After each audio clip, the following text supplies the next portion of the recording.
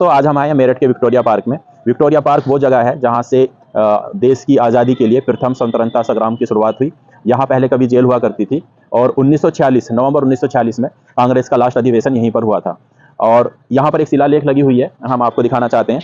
यहाँ पर लिखा हुआ है, विक्टोरिया पार्क जेल तोड़कर छुड़ाए गए सैनिक 10 मई 1857।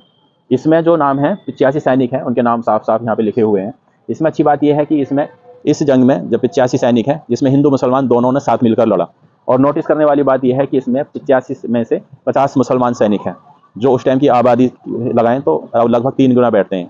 और इन 85 सैनिकों की कहानी ये है, 23 अप्रैल 1857 में चर्बी लगे कारतूस के बारे में अफवाह फैलती है कि चर्बी लगे कारतूस हैं, और 23 अप्रैल 1857 को कर्नल कारमाइकल स्मिथ ये आदेश देते हैं कि 24 अप्रैल को एक परेड होगी, उसमें चर्बी लगे कारतूसों को यूज कैसे किया जाएगा उसके बारे में बताया जाएगा।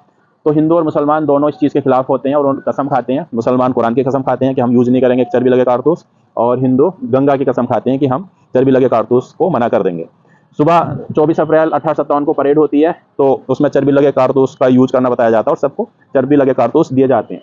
लेकिन जब शुरुआत करते हैं तो शेख पीर अली से करते हैं। शेख पीर अली चर्बी लगे कारतूस लेने से मना कर देते हैं। उसके बाद फिर अमीर कुदरत अली को देते हैं, वो भी मना कर देते हैं। इसी तरह से 90 सैनिक होते हैं वो उसमें, और 85 सैनिक मना कर देते हैं। 85 सैनिक मना कर देते हैं तो फिर उनके खिलाफ एक्शन होता है, कोर्ट ऑफ इंक्वायरी होती है और उनका कोर्ट मार्शल किया जाता है। 6, 7, 8 मई को उनको कोर्ट मार्शल होता है और उनको सज़ा सुनाई जाती है।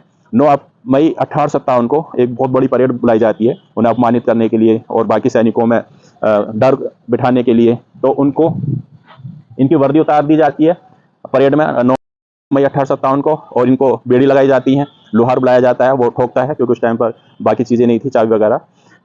तो ये सैनिक कहते हैं देखो हमें कितना बेइज्जत किया जा रहा है। तो बाकी जो भारतीय सैनिक जो अंग्रेजों के लिए ही मतलब काम कर रहे थे बाकी साथ में, तो वो बड़े आक्रोशित होते हैं और उनको बुरा लगता है, लेकिन मजबूर थे क्योंकि चारों तरफ अंग्रेजी सेना थी। और मेरठ की कहानी ये थी कि मेरठ में सबसे ज़्यादा अंग्रेज सैनिक थे। मेरठ के बारे में ये कहा जाता था कि अंग्रेज कभी हार नहीं सकता। तो फिर 10 मई 1857 आती है, तो भारतीय सैनिक बाजार में जाते हैं, उन्हें ताना दिया जाता है कि तुम यहाँ घूम रहे हो और तुम्हारे जो साथी हैं वो 85 जेल में है और उनको इतना अपमानित किया गया है। तो उससे वो मतलब उनको मोटिवेट होते हैं वो, और 10 मई 1857 को शाम को वो यहाँ विक्टोरिया पार्क, यहाँ कभी जेल हुआ करती थी, तो यहाँ आक्रमण करते हैं और अपने साथियों को छुड़ाते हैं।